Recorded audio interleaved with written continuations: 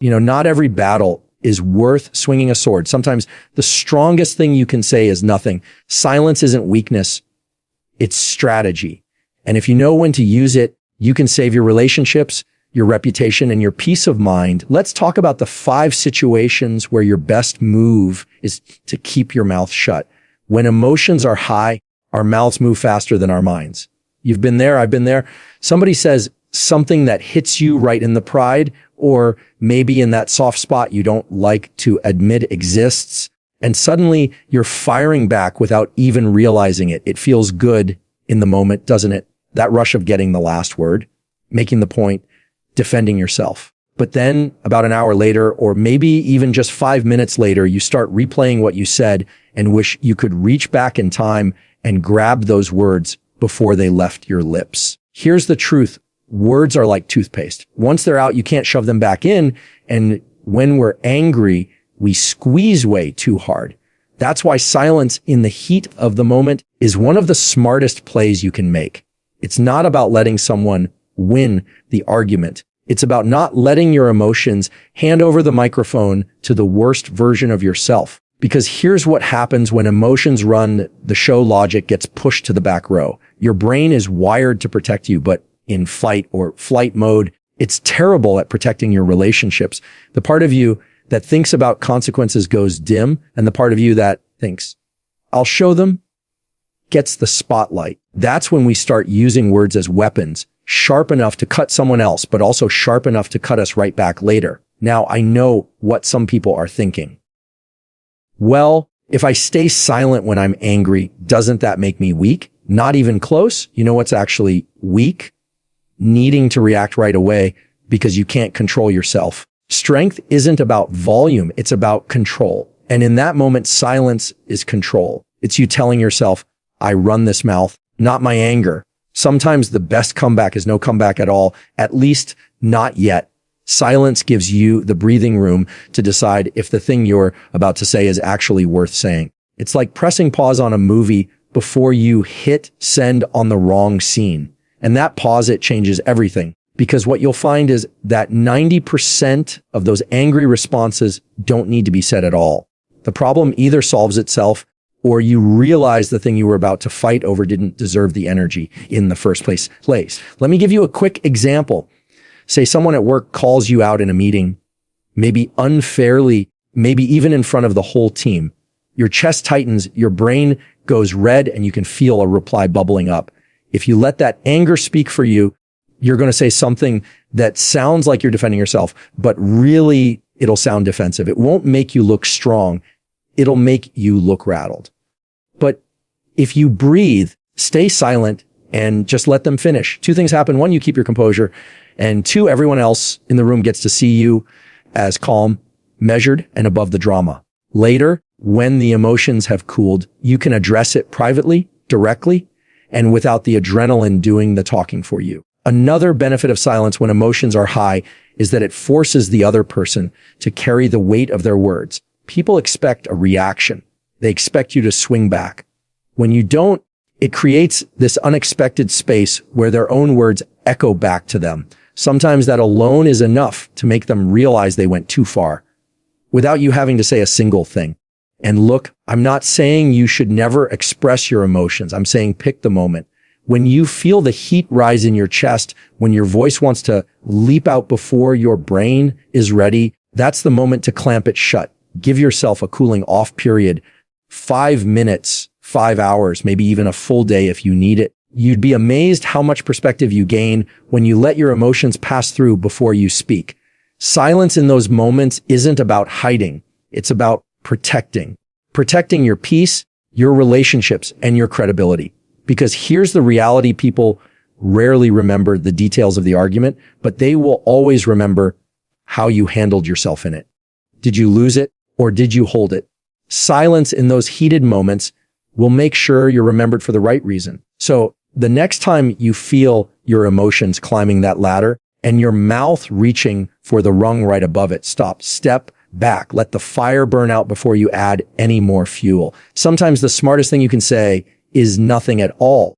When you don't have all the facts, silence is your best insurance policy, Because the moment you start talking without the full picture, you're gambling with your credibility. And credibility is one of those things. It takes years to build and seconds to lose. You might think you're just making conversation, sharing an opinion, filling the silence.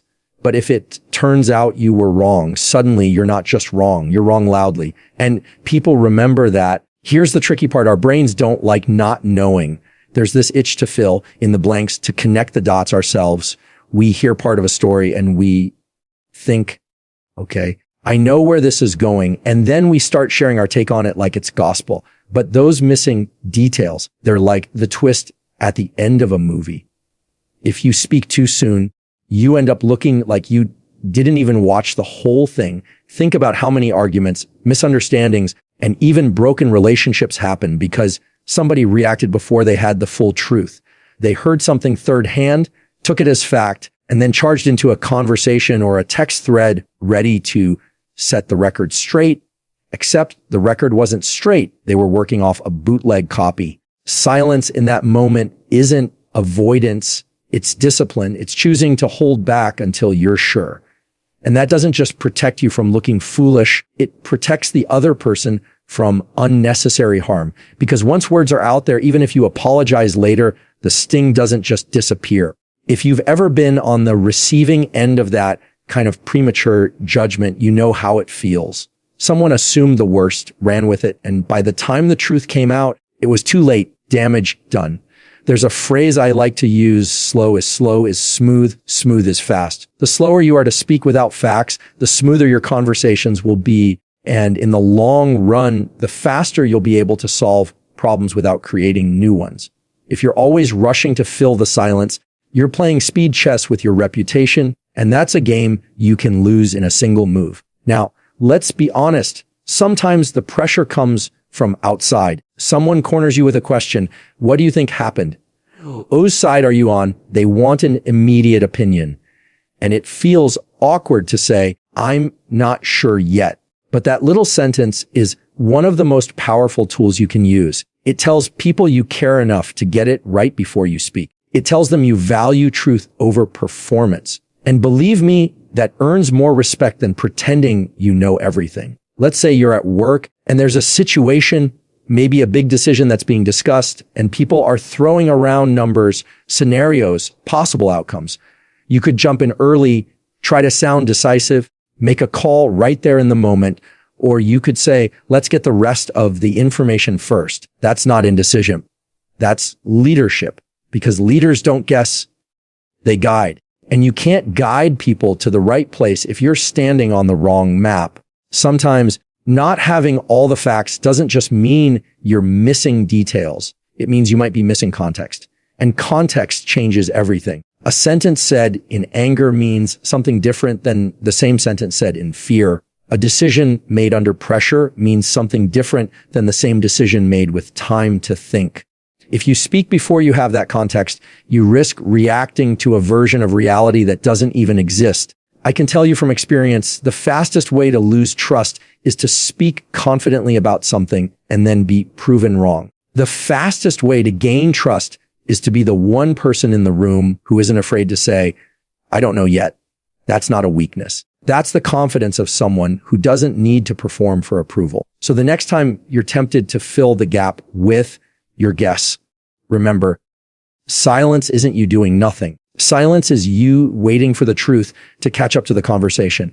And when it does, you'll be able to speak from a place of strength instead of a place of speculation. Better to stay silent and be right later than to speak too soon and be wrong forever. When the other person just wants to vent, silence is more powerful than any advice you could give, because sometimes people don't need a solution. They don't even need your opinion. They just need a safe space to unload what's been building up inside of them without feeling judged, corrected, or rushed. We've all been on both sides of this. You've had days where you just needed to get it off your chest. Not a debate, not a discussion, just someone to hear you. And you've probably also been the one sitting there listening while somebody else was in that space. The problem is most of us are terrible at just listening. We think our job is to fix it. We start interrupting with, have you tried this? Or, well, here's what I would do. thinking we're being helpful when really we're robbing them of what they came to you for, which is to be heard. Here's something I've learned when someone is venting. They're not handing you a problem to solve. They're handing you a pressure valve to hold while they release the steam. If you keep twisting the valve shut with your advice, the pressure just builds. And eventually they stop coming to you because it doesn't feel safe anymore. Silence in these moments sends a message. I'm here. I'm listening. I'm not here to win. I'm not here to judge. I'm not here to hurry you along. Take your time. And that silence isn't awkward if you see it for what it really is, a container. It's giving them the room to process out loud without your ego jumping into the driver's seat. Now, don't get me wrong. There are moments where advice is needed. But here's the thing. When they're in vent mode, they're not ready to hear it yet. Think of it like pouring water into a glass that's already overflowing. Your advice just spills out because there's no space for it. The silence is what helps them empty enough to actually receive something later. One of the biggest mistakes people make in these situations is confusing venting with complaining. Complaining is a habit.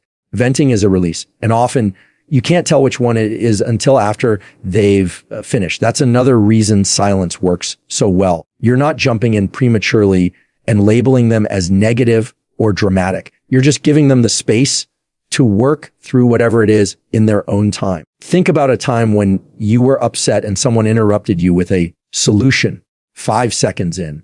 Did it make you feel better? Probably not. It probably made you feel like they weren't really hearing you. They were just waiting for their turn to talk. We've all done it, and we've all been on the receiving end. And here's the uncomfortable truth. Most of us give advice in those moments because it makes us feel useful, not because it's actually what the other person needs. So what does silence actually look like here? It's not staring blankly, waiting for them to finish. It's active listening, nodding, showing with your body language that you're engaged, maybe offering a short, I get that, or that sounds rough, just to let them know you're still with them.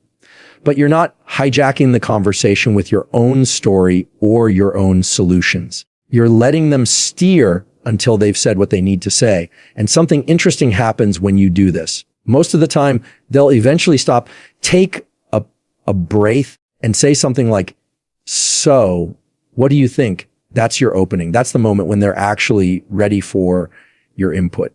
And because you waited, what you say next will carry 10 times the weight it would have if you jumped in too early.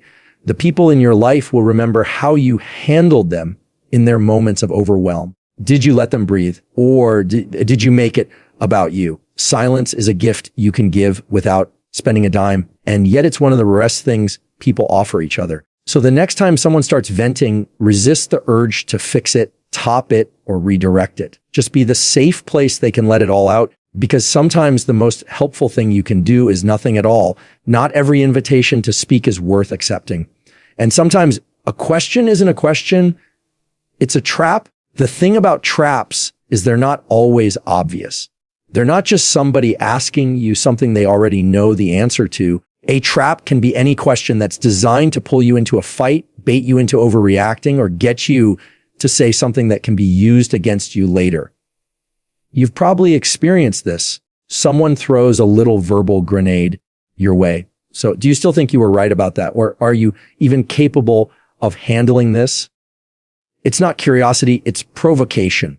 They don't actually want your thoughtful perspective. They want the reaction. And if you give them that reaction, they win twice. First, by pulling you into their game, and second, by watching you lose your cool. That's why silence is so powerful here. When you don't take the bait, you're not just avoiding the trap. You're showing that you're unshakable. And that does something interesting. It takes away their control. People who set traps feed on your need to explain yourself. The moment you stop feeling the need to explain yourself to everyone, you take away their leverage. Now, here's the challenge. Some traps are disguised as innocent questions. So what do you think about what they said about you? Sounds like a chance to clear the air. But what it really is, most of the time, is a way to stir the pot. If you answer in the heat of the moment, your words can be twisted, misquoted, or delivered without your tone and context. And now You're dealing with the fallout of something you didn't even mean the way it was heard. This is where silence becomes a strategy. You're not ignoring the person. You're refusing to be pulled into a battle you didn't choose. And that's not weakness. That's control. Anyone can take a swing when provoked. It takes real discipline to recognize the trap and step around it without getting tangled in the ropes. One thing I've noticed is that people who try to bait you often don't know what to do when you don't engage. They'll repeat the question, rephrase it, try to push harder. But if you stay calm, keep your tone neutral, or simply don't respond at all, the energy shifts. The tension they were hoping to create starts to dissolve because you're not feeding it.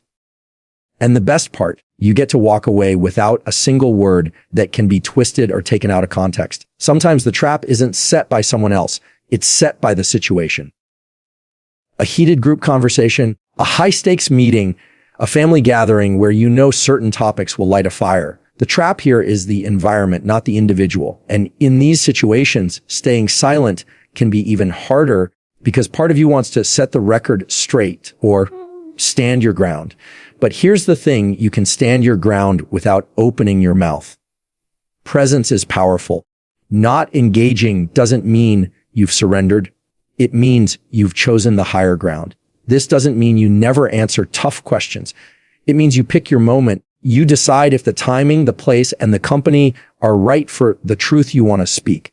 And if they're not, you let the question hang in the air unanswered. That unanswered question can be more uncomfortable for the other person than anything you could have said.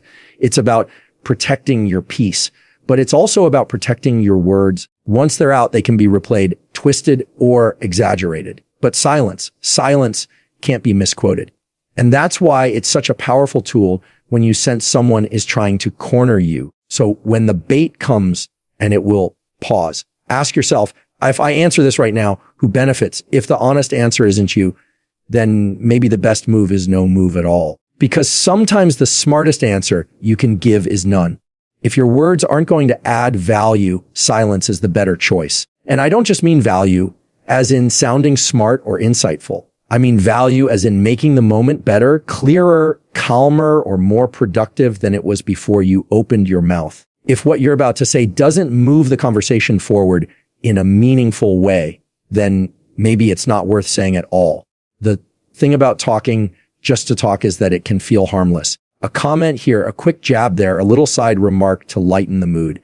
But words aren't weightless. They land somewhere and they stick. And when we speak without intention, we run the risk of adding noise to a moment that actually needed clarity, or worse, adding fuel to a fire that was already burning. We live in a culture where constant input is normal. People feel like they have to weigh in on everything, every conversation, every argument, every trending topic, as if staying silent somehow means you don't care or you're out of the loop. But here's the truth. Silence doesn't mean you're disengaged. It means you're disciplined enough to know that your voice carries more weight when you don't spend it carelessly. Sometimes we speak out of habit. Someone shares something and we feel this automatic pull to respond with our own version, our own story, or our own opinion. We think we're connecting, but often we're just redirecting. That's how conversations become competitions. Who has the bigger story, the stronger take, the better punchline? And in the process, the original point gets lost. Other times we speak because the silence feels uncomfortable. We throw something out just to fill the space. But not all silence is awkward. Some silence is necessary. Some silence gives people room to think, reflect, or process what was just said.